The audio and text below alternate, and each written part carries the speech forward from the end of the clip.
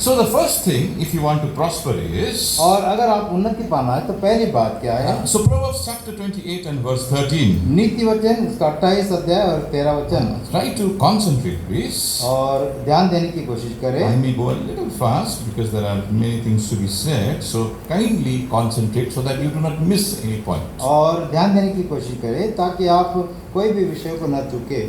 So नीति वचन 28 अध्याय और 13 पद. उसका 13 पद। So let us all read together. सब लोग हम मिलकर पढ़ेंगे नीति वचन 28 अध्याय का 13 पद। He that covereth his sins shall not prosper, but whoso confesseth and forsaketh them shall have mercy. So here we see he that covereth his sins shall not prosper. जो अपने अपराध को छिपा रखता है वो कभी भी सफल नहीं होता। So the first hindrance to our prosperity is when we hide our own sins. और सफल होने से हमको पहले बात जो रोकती है वो यह है कि हम हमारे पापों को छिपाते हैं। And he that confesses and forsakes his sins और जो will कोई find mercy.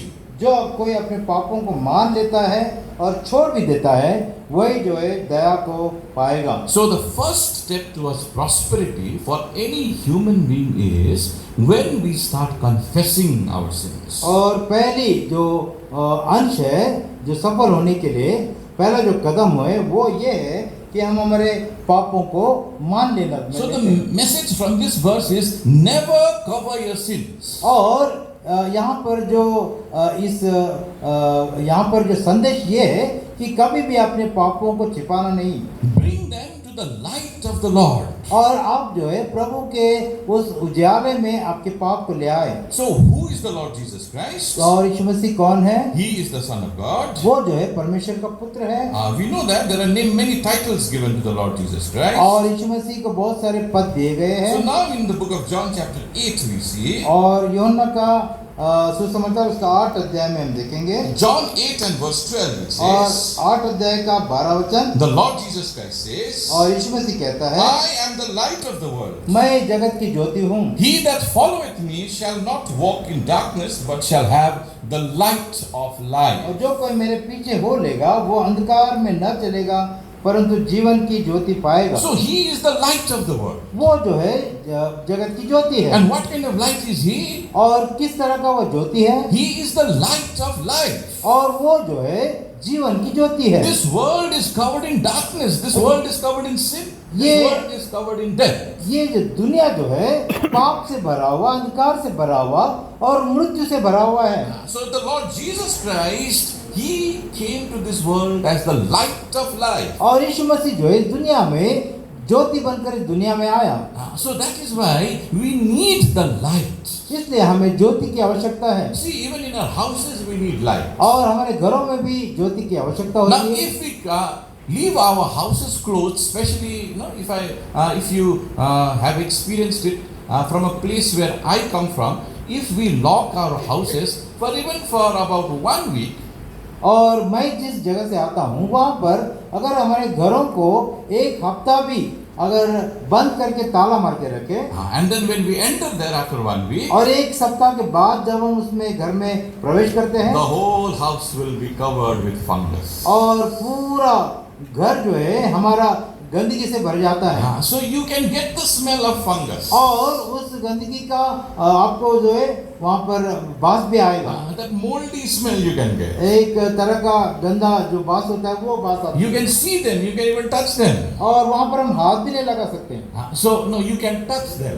उसको हाथ लगा सकते हो। So, and that is infectious. और वो जो है उससे फैलता है। So what do we do after we enter our house? और जब हमारे घर में हम घुसते हैं तो क्या करते हैं? So we open the windows, we और open the doors, and we let the sunlight come in. खिड़कियों को दरवाजों को खोलते हैं ताकि सूरज की रोशनी अंदर आ सके। All the mattresses and all the cushions and pillows we take outside and put it in the sunlight. और हमारे घर के सब जो सोफा वगैरह होते हैं उस सब को बाहर ले जाकर उस धूप में रख देते हैं। So what fungal infection is killed by the rays of the sun. और क्यों? ताकि सूरज की रोशनी जो है उस सब फंगस और गंदगी को जो है मार देती है। So our sins are also like that. हमारे पाप भी उस तरह से है। See, fungus multiplies in darkness. और ये जो फंगस है वो अंधेरे में जो है वो बढ़ते जाता है। So it is like that. Even if when we hide our sins, और जब हमारे पापों को हम छिपाते when हैं we keep our sins in darkness, और जब हमारे पापों को अंधकार में the रखते हैं more we hide it, और जितना ज्यादा the छिपाते हैं more it spreads, वो उतना ही ज्यादा बढ़ता है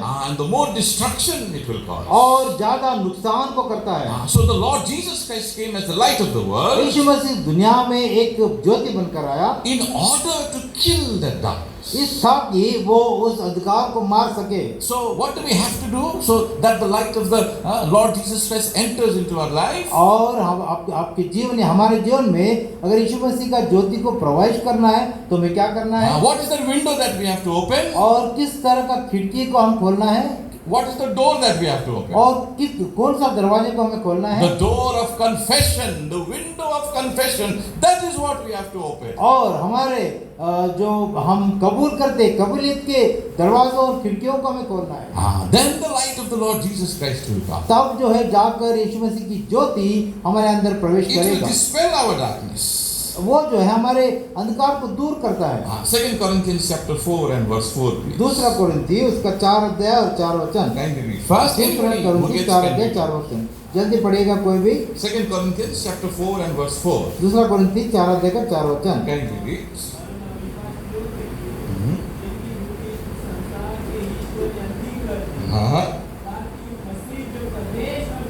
तो पे उसके तेजोमय सुसमाचार का प्रकाश उन पर न चमके। The light of the glorious gospel of Christ, और जो तेजोमय सुसमाचार का प्रकाश who is the image of God, और वो जो परमेश्वर का प्रतिरूप है shine unto them. और उन पर चमके।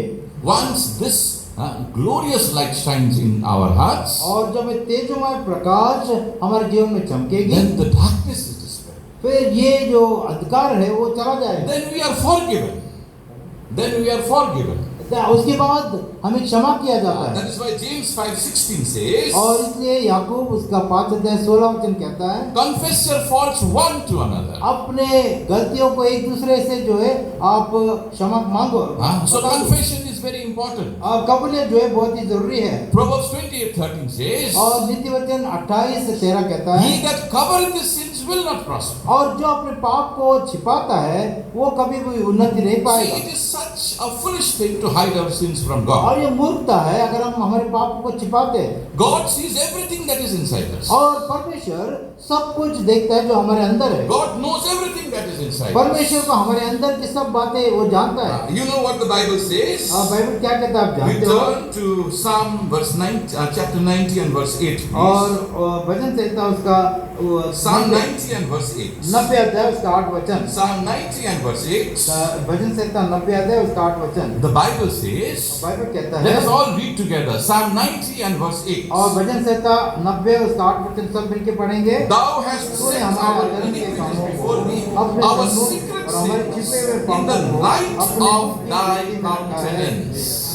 None of our sins are actually hidden before God. और कोई भी हमारे पाप जो है परमेश्वर से छिपा नहीं है। We think we are hiding it from Him, हम ऐसा सोचते हैं कि हम उन पापों को उससे छिपा रहे हैं। but God's word says our secret sins are actually before His face. और परमेश्वर का वचन कहता है कि हमारे जो गुप्त में हम पाप करते हो सब कुछ उसके सामने पहले से प्रकट है। It is before the light of His countenance, light of His face. और उसके मुख की ज्योति के सामने है। So our secret sins are exposed. और हमारे जो गुप्त के पाप है वो उसके सामने वो खुल गए हैं।